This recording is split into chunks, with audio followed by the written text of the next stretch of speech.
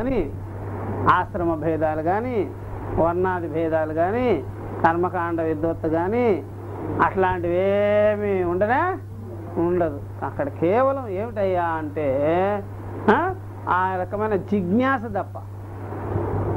జిజ్ఞాస అంతఃకరణంలో కలిగేటువంటి వైరాగ్యాదులు, ఆ వాల్యూస్ ఆ అంతఃకరణలో కలగాలి. ఆ అధికారత్వం బయట కలిగేది కానీ కాదు, అంతఃకరణలో కలగాలి ఆ వైరాగ్యం, ఆ రకమైనటువంటి అధికారిత్వం. అందుకని ఎవడైనా సరే కాషాయం కట్టుకున్న వాడంతా అధికారి అయిపోడు, తెలిసిపోద్ది. ఇదంతా జీవితం మీద ఆధారపడుకొని ఉంటుంది, మనకు తెలిసిపోద్ది. ప్రతి ఒక్కడికి అధికారత్వం వచ్చేది అది అంతఃకరణ పరిపక్వతను బట్టే ఉంటుంది. దేన్ని బట్టే? విద్య విషయంలో మాత్రం, ఇంకా దేంట్లోనూ అట్లా ఉండదు. అంతఃకరణం పరిపక్వత లేదు అనుకోండి, మీకు ఈ విద్యకి మీరు అధికారులు కాకుండా పోతారు. అందుకని నేను ఆశ్రమంలో ఉన్నాను, ఈ కాషాయం కట్టుకున్నాను, నేను ఫలాన్ని చదువుకున్నాను, వేదాంత శాస్త్రం చదువుకున్నంత మాత్రం చేత, వేదాంత శాస్త్రంలో ప్రావీణ్య డిగ్రీ పొందినంత చేత తాత్పర్యం తెలిసిపోతుంది అనుకోకూడదు. చాలామంది డిగ్రీలు పొందుకుంటారు, సరిపోదు. కాబట్టి నేను స్వామిని అయ్యి ఉన్నాను, అదే అయ్యి ఉన్నాను అంటే కూడా సరిపోదు. అంతఃకరణం యోగ్యతగా ఉందా లేదా అని చూసుకోవాలి, జిజ్ఞాస ఉందా లేదా చూసుకోవాలి, వైరాగ్యాది భావన ఉందా లేదా అని చూసుకోవాలి. దేనికి సంబంధించిందవన్నా అంతఃకరణం. అతడు ఎలా ఉంటాడో మీకు తెలిసిపోద్ది. బాగా మంచి దృష్టి పెట్టుకొని చూస్తే ఇతడు ఆ విద్య మీదనే ఉంటాడండి అని చూసుకోవాలి. మిగిలిన వాళ్ళు తెలిసిపోద్ది. విషయాభిలాష ఎక్కువగా ఉంది, లేనిపోనివన్నీ అట్లా. అందుకనే మీరు అదంతా కూడా చూసి ఇది వేరు అది వేరు, ఇది వేరు అది వేరు అనమాట అది చెప్పారు. ఇప్పుడు ఏమంటున్నారంటే చూసారా, శాస్త్రీయమైన వ్యవహారం కూడా అవిద్య చేతనే ఉన్నది అనే దానిలో ఇక్కడ కారణాన్ని కూడా చూపించి చెప్పారు. అందువల్ల మీకు ఆయా శాస్త్ర విషయాలంతా పట్టుకొని బ్రహ్మ విద్యకి నేను అధికారి అయిపోతానంటే కుదరదు. లోక వ్యవహారాల్లో కూడా మీరు ఎంత స్వాములైనా ఉండొచ్చు, లేకపోతే ఎంత ఆశ్రమాల్లో ఉండేటువంటి అలవాట్లైనా ఉండొచ్చు, అయినా సరే అంతఃకరణం కానీ ఈ రకంగా అధికారిత్వం కలిగి లేకపోతే ఈ బ్రహ్మ విద్య పట్టదు. అది బాగా గుర్తుపెట్టుకోవాలి, తెలుసుకోవాలి. అందుకనే చెప్పింది, మీరు ఏ ఆశ్రమంలో అయినా ఉండండి, ఎలాగైనా ఉండండి, అంతఃకరణానికి మాత్రం ఈ యోగ్యత ఉండాలి. శమధమాదులు, వివేక వైరాగ్యాదులు, ఆత్మ విషయంలో జిజ్ఞాస ఉంటేనే పడుతుంది, లేకపోతే పట్టదు అని చెప్పేసి ఇప్పుడు 8వ భాష్య భాగంలో అధ్యాస వివరాన్ని ఇస్తున్నారు. అధ్యాస ప్రకారాలు, అధ్యాస ప్రకారం ఎన్ని రకాలుగా అధ్యాస ఎలా ఉన్నది అనేది. అది మనకు తెలిసినంత వరకు కూడా అహంకారం ఒకటి అధ్యాస, రెండోది అది అంతఃకరణ విషయం అనుకోండి, అంతఃకరణ అధ్యాస, ప్రాణ అధ్యాస, ఇంద్రియాల అధ్యాస, కర్మేంద్రియాల అధ్యాస, దేహ అధ్యాస, సంబంధ బాంధవ్య అధ్యాస, దాంతోనే వస్తుంది జాత్యాదుల అధ్యాస. ఇవన్నీ కూడా వచ్చేస్తుంది అనమాట. ఇప్పుడు చెప్తున్నారు అధ్యాసో నామా, ఇది అండర్లైన్ చేసుకోవాల్సింది. అతస్మిన్ తద్బుద్ధి ఇది అవోచామా, ఇక్కడ తేల్చారు ఆయన. అతస్మిన్ తద్బుద్ధినే అధ్యాస అంటారు. అధ్యాసో నామా అతస్మిన్ తద్బుద్ధి ఇది అవోచామా, ఇది వరకేని మేము చెప్పి ఉంటిమి అన్నారు. అధ్యాస అంటేనే అతస్మిన్ తద్బుద్ధి. అతస్మిన్ అంటే ఏది కాదో దాని యందు ఆ బుద్ధి, కాని దాని బుద్ధినే అధ్యాస అంటారు. అయ్యుండే బుద్ధి తస్మిన్ తద్బుద్ధి, కాని దాని బుద్ధి వెండి కాదు దాని మీద వెండి బుద్ధి. అతస్మిన్ తద్బుద్ధి అంటే ఏది కాదో, ఏది వెండి కాదో దాని ఏందో వెండి బుద్ధి కలిగి ఉండడం. అతస్మిన్ తద్బుద్ధి అవోచామా అని చెప్పేసి ఇది అదేమిటి ఆ వివరం చెప్తాను చూడండి అంటున్నారు. తద్యథా పుత్రభార్యాదిషు వికలేషు సకలేషు వా అహమేవ వికలః సకలః వా ఇతి బాహ్యధర్మాన్ ఆత్మని అధ్యస్యతి తథా దేహధర్మాన్ స్థూలః అహం కృశః అహం గౌరవోహం తిష్టామి గచ్ఛామి లంఘయామి చైతి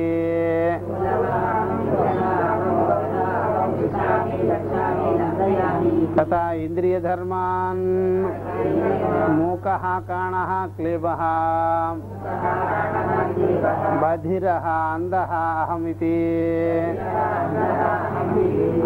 తథా అంతఃకరణ ధర్మాన్ కామ సంకల్ప విచికిత్స అధ్యవసాయాదీన్ అడుగు చూపించండి ఆమెకి పేజ్ నంబరు తథా అంతఃకరణ ధర్మాన్ కామ సంకల్ప విచికిత్స అధ్యవసాయాదీన్ ఏవం అహం ప్రత్యయం అశేష స్వప్రచార సాక్షిణే ప్రత్యేగాత్మని అధ్యస్య తం చ ప్రత్యేగాత్మానం సర్వసాక్షిణం తద్విపర్యేణ అంతఃకరణాదిషు అధ్యస్యతి. అధ్యాస లక్షణ అనువాదం అనమాట. ఎంత శంకరాచార్యుల వారు పెట్టిన ప్రసాదం ఇది. ఇక్కడ చెప్పేసినారు సవివరంగా. పై నుంచి అధ్యాస విషయంగానే జరుగుతుంది చర్చ అంతా. ఈ చక్కగా నోట్స్ తయారు చేసుకోవచ్చు మీరు.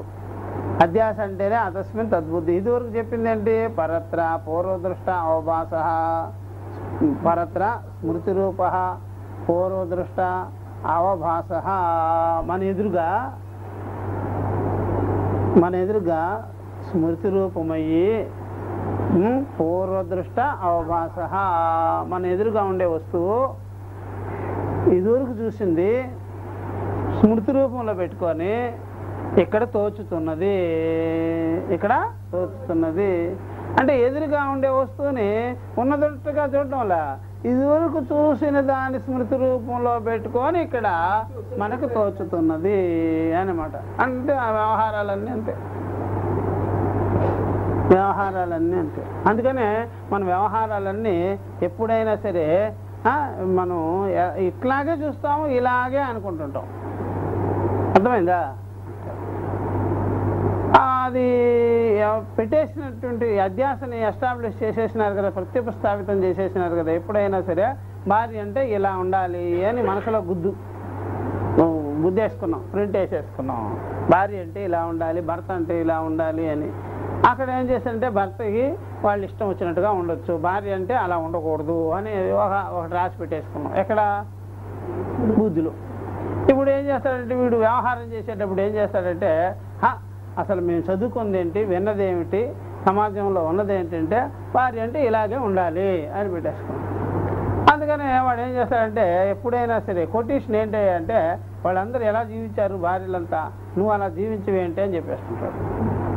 ఆ ఎదుట ఆవిడ చూడు ఎంత సేవ చేస్తుందో, ఎంత బాగా ఉంటుందో, నువ్వేంటి ఇలాగా అంటాడు. ఇట్లాంటి ఆ శ్లోకాలన్నీ చెప్పేస్తుంటాడు. ఆ స్మృతి గ్రంథాలన్నీ. అప్పటికి స్మృతి గ్రంథాలు కావాలి కానీ వీడు వివేకం పొందేదానికి స్మృతి గ్రంథాలు ఏం పనికి రావు. ఇలాంటి అవివేక పురస్వరం మాత్రం, అవివేకంతో కల్పించుకున్న దానికి మాత్రం ఇవన్నీ వల్లి వేస్తుంటాడు. ఇట్లాంటివన్నీ ప్రతి విషయం ఇలా చెప్తుంటాడు.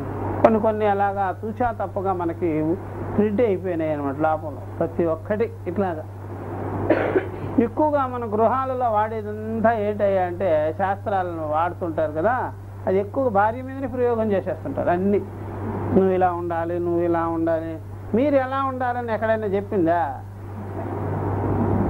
అట్లా ఏం లేదు. మా కోసం మేము రాసుకుంటామేంటి, మేమే రాసి మీ మీద రుద్దాం అట్లా. నువ్వు పిల్లల్ని ఎలా చూసుకోవాలి నీకు తెలుసా? అవన్నీ తెలుసానంట. ఏమి లేదు, నాకు తెలుసు. అది నీ మీదే అట్లా. ఇది ఒక రకమైనటువంటి మూఢలోకము, మూఢ పద్ధతి, మూఢాచారము ఇవన్నీ బాగా వంట పట్టేసినాయి జనాలకి. అంత పరంపరగా వచ్చేసి అట్లా చేసేసుకున్నాడు. ఈ ప్రకారంగా ఈ అధ్యాస కాస్త తెలివి ఉన్న వాళ్ళు ఒకరి మీదనే ప్రయోగం చేస్తుంటారు ఎక్కువగా ఇలాంటి విషయాల్లో. వీళ్ళు కూడా అధ్యాసకు లోనే అయ్యే ఉన్నారు. వీళ్ళ అధ్యాస ఎలా ఉందంటే కొన్ని కర్మకాండ విధి విధానాలు కాకపోయినా దేహాధ్యాస వీడికి బాగా పట్టుకుంది. ఇంద్రియాధ్యాస అహంకారాధ్యాస బాగా పట్టేస్తూ ఉన్నది. ఈ ప్రకారంగా పెట్టుకొని మనుషులందరూ కూడా ఉంటారనమాట ఎక్కువ శాతం.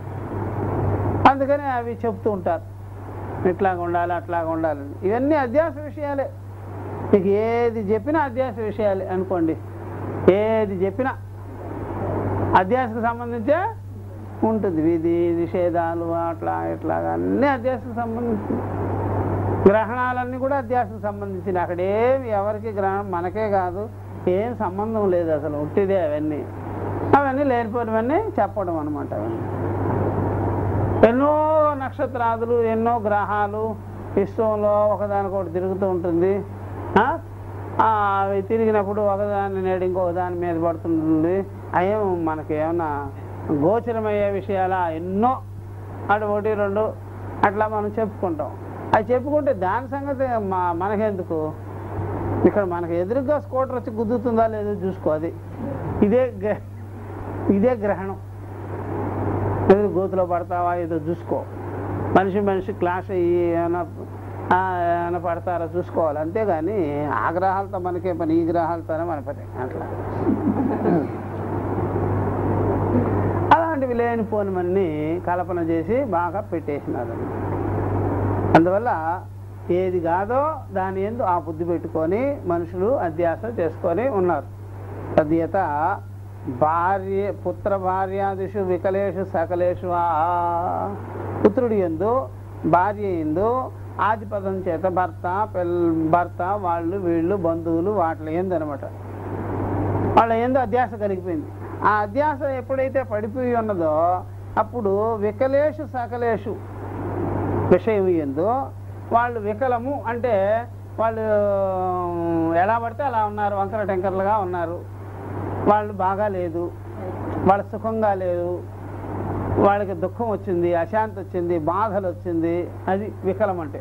సకలం అంటే వాళ్ళు బాగా ఉన్నారు, తృప్తిగా ఉన్నారు, సంతోషంగా ఉన్నారు, శాంతిగా ఉన్నారు, బాగా ఐశ్వర్యాదులతో తొలతొక్కుతున్నారు అనే విషయం అనమాట సకలం అంటే. వికలం అంటే విపరీతము, సకలం అంటే సరిగ్గా బాగా అన్నమాట. అప్పుడు వాళ్ళు బాగా ఉన్నారనుకోండి, అబ్బా నాకు బాగా ఉంది. భార్య బిడ్డలు వాళ్ళ విషయంలో వాళ్ళు బాగా ఉంటే వీడికి బాగా ఉన్నారు. అట్లా చూసారా? వాళ్ళు బాగా లేదు అనుకోండి, వాళ్ళకి బాగా లేదనుకోండి, ఇతనికి బాగాలేదు. వాళ్ళు బాగా లేదండి, వాళ్ళు బాధలు పడుతున్నారు, నాకు చాలా బాధగా ఉంది అని అంటాడు. ఇదనమాట. వాళ్ళకి వికలం చెందితే వీడికి వికలనం వస్తుంది. వాడు సకలంగా ఉంటే చక్కగా ఉంటే వీడికి అలాగా మంచి సంతోషకరమైన బుద్ధి ఉంటుందన్నమాట, తృప్తిగా ఉంటుంది. అహమేవ వికలహ సకలహ వా ఇది. ఇదంతా బయట ధర్మాలే కదా. అట్లా ఆది పదం చేత శంకరాచార్య చెప్పినట్టుగా అన్నీ జోడించుకోవచ్చు. ఇల్లు బాగా ఉంది, నాకు బాగా ఉంది మనసు. ఇల్లు బాగా లేదు, దుమ్ము ధూళి ఉంది, నా మనసు బాగా లేదు. అలాగా ఇల్లు ఆకుళ్ళు అవి ఇవి అని ఇవన్నీ బయటికి సంబంధించినవి అనమాట. బయటికి సంబంధింపబడింది అది. ఈ ధర్మాలన్నీ ఆత్మయందు ఆరోపణ చేసుకుంటాడు. ఆత్మని అధ్యస్యతి. ఒకటి బయట ధర్మాలంతా ఆత్మయందు అధ్యసించుకొని అది బాగా ఉంటే నేను బాగా ఉన్నాను, అది బాగా లేకపోతే నేను బాగా లేను. ఒకటి. రెండవది దేహధర్మాలని ఆరోపణ చేసుకొని ఆత్మయందు, దేహధర్మాలు ఎక్కడ ఆరోపణ చేసుకున్నాడు? ఆత్మయందు. ఆత్మస్వరూపాన్ని దేహం ఎందు పెట్టుకొని పరస్పరం ఈ అధ్యాసకు లోనయ్యి ఆ దేహానికి కానీ ఏదైనా అయితే నాకే అయింది అనుకొని అది స్థూలమైతే నేను స్థూలంగా ఉన్నాను, ఆత్మే స్థూలంగా ఉన్నదని అది కృషించిపోతుంటే నేనే కృషించిపోయానని, అది ఎర్రగా ఉండినట్లయితే నేనే ఎర్రగా ఉన్నవాడినని కూర్చొని పెడితే దేహాన్ని కూర్చున్నానని, నేనే కూర్చున్నానని, ఆత్మ కూర్చున్నదని, అది నడిపిస్తే దేహాన్ని ఆత్మే నడుస్తున్నదని, అదేమో ఎగురు దూకినట్లయితే నేనే జంపింగ్ చేశానని, ఆత్మే జంప్ చేసిందని, ఇలాగా దేహ ధర్మాలను ఆత్మ ఎందు వేసుకొని చెప్పేస్తాడు. బాహ్య ధర్మాలను ఆత్మ ఎందు వేసుకుంటాడు, అది నష్టమో లాభమో దాని మీద పెట్టుకుంటాడు, నాకే వచ్చింది అనుకుంటాడు. అలా దేహ ధర్మాలంతా ఇలా పెట్టుకొని ఆత్మ ఎందు వేసుకొని దానికి కలిగేటువంటి వికారాల్ని, వ్యవహారాల్ని, క్రియల్ని తన మీద వేసుకుంటాడు. అలాగే ఇంద్రియ ధర్మాలని, ఇప్పుడు ఇంద్రియ ధర్మాలు బాగా గుర్తుపెట్టుకోవాలి. ఇలాగా ఆరోపాలన్నీ తథా ఇంద్రియ ధర్మాలు కూడా ఆత్మ ఎందు వేసుకొని ఇది నేనే అయ్యున్నాననే తెలుసుకుంటాడు. ఏది ఇంద్రియం కాదో దాన్ని ఇంద్రియం అనుకోవటం, ఏది దేహం కాదో దాన్ని దేహం అనుకోవటం, ఏది మన ధర్మం కాదు, బాహ్య ధర్మం కాదు ఆత్మ, అది బాహ్య ధర్మంతో పోల్చుకొని ఉండడం. ఇట్లా ఇప్పుడు ఇంద్రియ ధర్మాలు ఏంటి చెప్తున్నాడు. ఇప్పుడు మూగవాణి, ఈ మూగవాడి లక్షణము కర్మేంద్రియ లక్షణమే కదా, ఇంద్రియ లక్షణమే కదా మూగత్వం అనేది. అది ఆత్మ మీద వేసుకుంటాడు వాడు మూగవాడని. కాణహ గుడివాడు, ఒక కన్ను ఉన్నవాడు, ఆ ఒక కన్ను ఉండేది కూడా ఇంద్రియ ధర్మమే కదా, అది కూడా ఆత్మ ఏం వేసుకుంటాడు. ఏది ఆత్మ కాదో దాని మీద వేసేసుకుంటాడు. దాని మీద వేసుకొని నేనే ఒక కన్ను కలిగిన వాడిని ఏకాక్షి అనుకుంటాడు. క్లీబహ నపుంసకుడు, ఈ విధంగా అది కూడా దేహ ధర్మమే, అది కూడా ఇంద్రియ ధర్మమే. ఆ ఇంద్రియ ధర్మాన్ని కూడా తన మీద వేసేసుకుంటాడు. తన మీద వేసేసుకొని ఈ విధంగా నేను ఫలానా ఇట్లా అయ్యున్నాను, క్లీబుడిని అయ్యున్నాను అనుకుంటాడు. అలాగే బదిర అంటే చెవిటివాడు. ఈ చెవిటి లక్షణం కూడా ఇంద్రియ ధర్మాలు కాబట్టి ఆ ఇంద్రియ ధర్మాలు కూడా ఆత్మ మీద ఆరోపణ చేసుకొని నేను చెవిటివాడిని అనుకుంటాడు. అలాగా కళ్ళు లేకపోవడం, అంధకారం, మొత్తంగా ఇంద్రియ ఆ యొక్క రూపాన్ని గ్రహించుకునేటువంటి శక్తిని కోల్పోయి ఉండినట్లయితే అంధత్వం వచ్చేసింది. కాబట్టి ఈ ప్రకారంగా ఆత్మయందు ఈ అంధకార ధర్మాన్ని వేసుకొని, అంధత్వ ధర్మాన్ని వేసుకొని అహమందహ అని ఇలాగా అనుకుంటాడు. ఇలాగా ఇంద్రియ ధర్మాలను వేసుకున్నాడు, దేహ ధర్మాలను వేసుకున్నాడు, బాహ్య ధర్మాలను వేసుకున్నాడు. అలాగా అంతఃకరణ ధర్మాలు ఉంటాయి. మళ్ళా అంతఃకరణ ధర్మాలు, ఈ అంతఃకరణ ధర్మాన్ని చూసారా ఈ విధంగా ఉంటాయి కాబట్టి అది కూడా ఆత్మ ఏం చేసుకొనే చూసుకుంటాడు అనమాట. ఇది చదవండి ఇంతవరకు. నెక్స్ట్ వచ్చినప్పుడు మనం మొత్తం ఇది ఒకసారి చెప్పుకొని పోతాం. తథా అంతఃకరణ ధర్మాన కామ సంకల్ప విచికిత్స అధ్యవసాయాది, ఈ ప్రకారంగా అంతఃకరణ ధర్మాలు కామము, కోరిక, సంకల్పము, సంశయము, విచికిత్స అంటే సంశయము, అధ్యవసాయం అంటే నిశ్చయం, అహంకార లక్షణము, అభిమాన లక్షణము, దురభిమాన లక్షణము, లజ్జా లక్షణము, ప్రేమ లక్షణము, మోహ లక్షణము, ఇదంతా ఆదిపదం చేత ఎవ్రీథింగ్ వస్తుంది అనమాట. ఎన్ని రకాలు మీకు తెలుసో అన్ని పెట్టండి. ఇవన్నీ అంతఃకరణ ధర్మాలు. అంతఃకరణ ధర్మాలు ఎన్ని రకాలుగా ఉంటాయి. రాగము, ద్వేషము, కామ, క్రోధ, లోభ, మద, మాత్సర్య ఇత్యాది, ఈర్ష్య, అసూయలు, ఇవన్నీ కూడా దేని ధర్మం?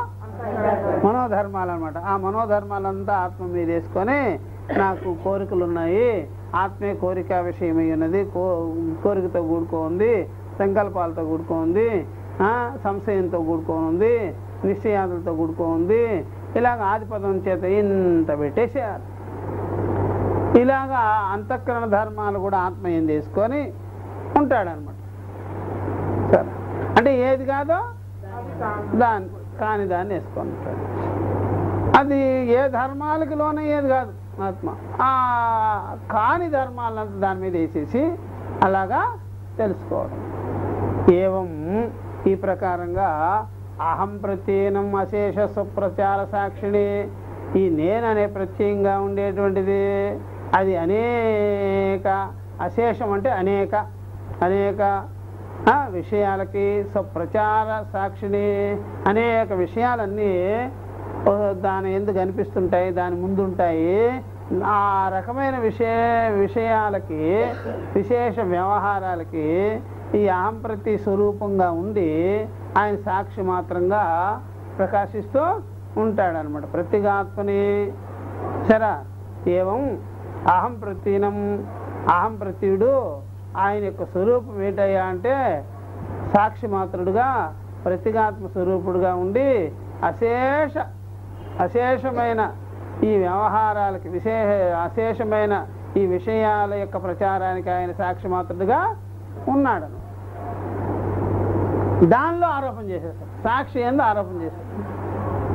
అప్పుడు సాక్షిగా ఉండేది అహం ప్రతి రూపంగా కదా ఉండేది, అహం ప్రత్యయ. కాబట్టి అహం ప్రతి రూపము నేను అనుకునే మూమెంట్లో తెలివిగాను ప్రకాశించేది గాను తెలుసుకునేది గాను సాక్షి మాత్రంగా ఉంటూ ఉన్నదనమాట. దాని మీద వేసేస్తాను, అదే ఇదంతా అని వేసేస్తాను. ఇలాగ మనం ఎప్పుడైనా సరే కళ్ళతో చూసినా, చెవితో విన్నా, మనసుతో తెలుసుకున్నా మనం దాన్ని సాక్షిగా ఉండి ప్రకాశిస్తాం, సాక్షిగా ఉండి ప్రకాశిస్తాం, స్వరూప మాత్రలుగా ఉండి తెలుసుకుంటాం.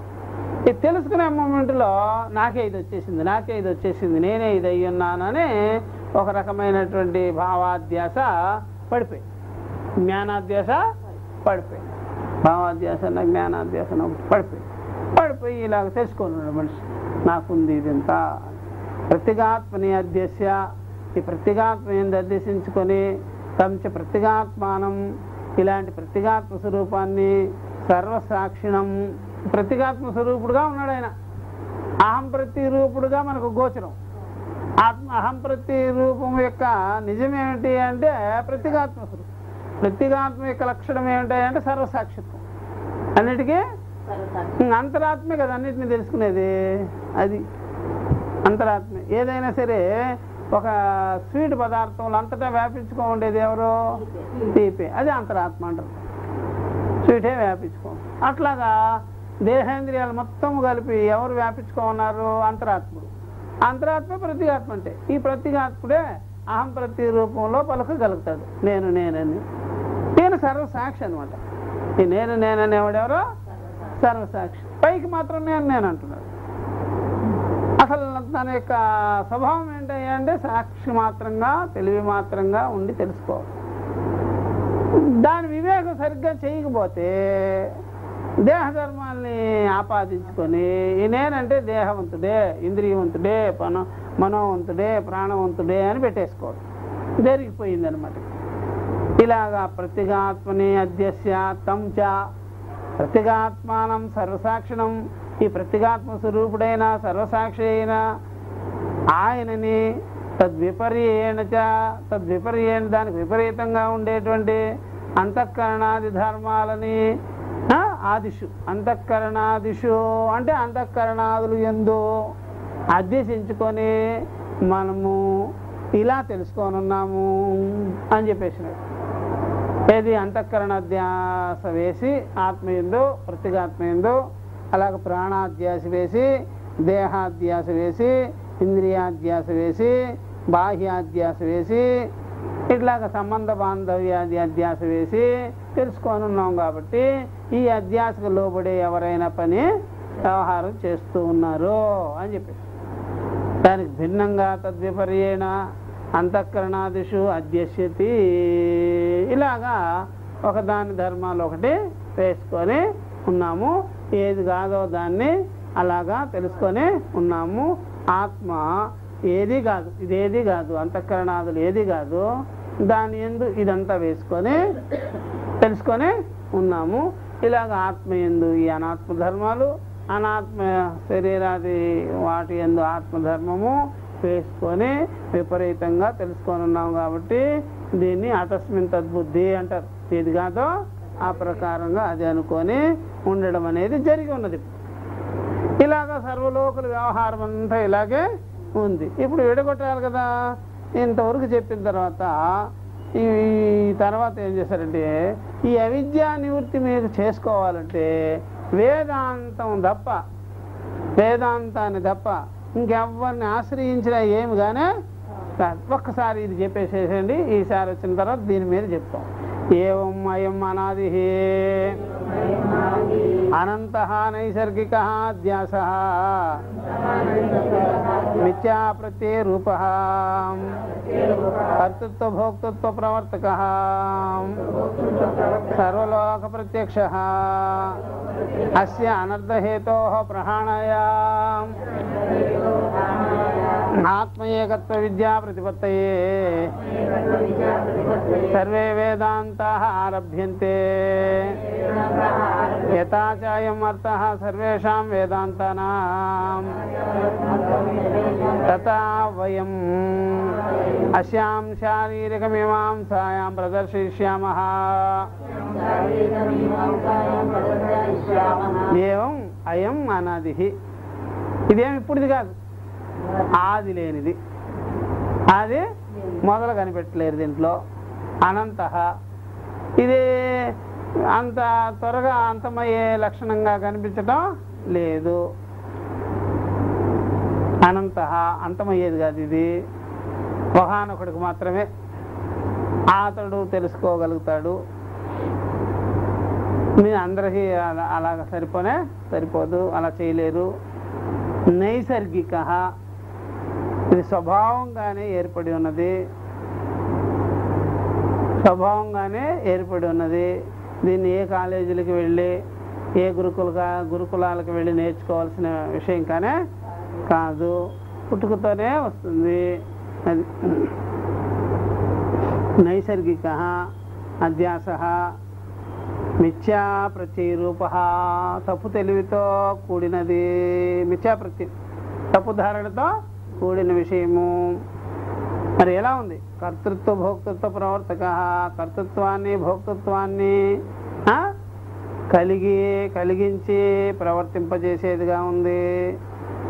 ఇది అందరికి అనుభవంలో ఉన్నది. అధ్యాస ఏమోనండి, అనుకున్నానండి, అప్పటి నుంచి ఇలాగా చేసేస్తున్నానండి అంటారు. అనుకున్నానండి చేసేస్తాను, ఏమో అయ్యిందండి చేసేస్తున్నా, ఏమో అనిపించిందండి చేసేస్తున్నా, ఇలాగ పెట్టుకున్నామండి చేసేస్తాం, ఇలాగ సంకల్పించామండి చేసేస్తాం, ఏదో సంస్కారం ఉందండి చేసేస్తాం. అంటే అధ్యాస ఇదంతా.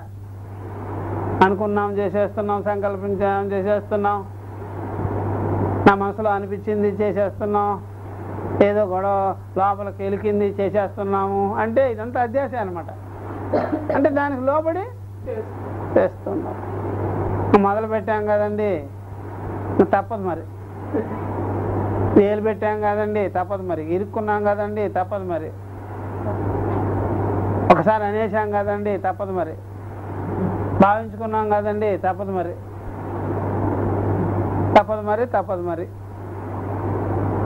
అట్లాగే ఇరుక్కుంటారనమాట. అధ్యాసకి లోపడిపోతారు. ఇది కర్తృత్వాన్ని భోక్తృత్వాన్ని ప్రేరేపించి పెట్టి ఉన్నది ప్రవర్తక. ఇది సర్వలోకులకు ప్రత్యక్షమే. ఏదో తిక్కగా మాట్లాడేస్తారు వాళ్ళు. ఆ దేవుడి వల్ల, ఆ ప్రార్థన వల్ల, ఆ కర్మ వల్ల, నా విధి వల్ల, నా రాత వల్ల, ఎన్ని పాపం వల్ల అంటుంటారు. దీన్ని తిక్కగా మాట్లాడతారు. జరిగింది ఇది తెక్కొచ్చేస్తుంది వాళ్ళు.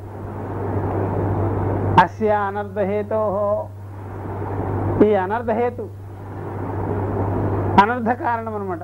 అర్థం పర్థం లేదు జీవితానికి. ఈ అనర్థహేతో ప్రహాణాయా నివృత్తి చేసేదానికి ఆత్మ ఏకత్వ విద్యా ప్రతిపత్తయే సర్వే వేదాంతా. ఇది తొలగించుకోవాలంటే మీరు ఆత్మ ఏకత్వ జ్ఞానాన్ని కలిగించుకోవాలి. అందుకనే సమస్త ఉపనిషత్తులన్నీ వచ్చి ఉన్నాయి, చెప్పాలని, బోధించాలని. అందుకనే ఉపనిషత్ విద్యని మనం విచారించుకునేదానికి ప్రారంభం చేస్తున్నాం. యథాచ అయం అనర్థః సర్వేషాం వేదాంతానాం. ఈ అనర్థం ఉందే, ఇదంతా కూడా సమస్త వేదములు యందు చెప్పబడి ఉన్నది. అనర్థాన్ని గురించి బాగా క్షుణ్ణంగా చెప్పింది ఎవరా? వేదాంతమే. దీని పుట్టుపూర్వోత్తరాలు, దీని సంగతి ఏమిటి అని అన్నీ కూడా క్షుణ్ణంగా చెప్పేది ఎవరా? లోకంలో మాటలు కాదు. ఈ అధ్యాసన గురించే బాగా ఇన్వెస్టిగేషన్ చేసి పెట్టింది ఎవరా? వేదాంతం. ఇంకెవరు చేయలే. ఇంకెవరికి ఆ హక్కు లేనే, దానికి లోపడి పనిచేసే వాళ్ళు ఉన్నారు. దీని గురించి లోతుపాతలన్నీ తెలుసుకొని కూలంకషంగా లాగి బయట పెట్టింది దీని సంగతి అంతా ఇదే. ఎవరా? వేదాంతమే. దానికి తెలుసు. మాయ అంటుంది, అవిద్య అంటుంది, లేనిదే అంటుంది, కల్పితం అంటుంది, అన్నీ ఈ మాటలన్నీ వేదాంతమే చెప్పింది. దీని సంగతి అంతా డొక్క చీల్చి బాగా పెట్టింది ఇదే. అందువల్ల వేదాంతాన్ని మనం శరణం చూస్తాం, సర్వోపనిషత్తుల ఉపదేశాన్ని. తథా వయం అస్యాం. అందుకని మేము కూడా ఈ యొక్క శారీరక మీమాంసని ఆ విషయంగా విచారించుకునే దాని కొరకు మేము ప్రదర్శిస్తున్నాము అని చెప్పారు శంకరాచార్య. ఇక్కడి నుంచి అధ్యాస భాష్యం మొదలవుతుంది. ఇది ఒక్కసారి ఈసారి చెప్పుకున్న తర్వాత ఈ అవిద్యా నివృత్తికి ఎవరు ప్రారంభం చేసి ఉన్నారో? వేదాంతం. వేదాంతమే అవిద్యా నివృత్తి కొరకు ప్రారంభము అయ్యున్నది. ఓం సహనావతు సహనో భునక్తు సహ వీర్యం కరవావహై తేజస్వినావధీతమస్తు మా విద్విషావహై. ఓం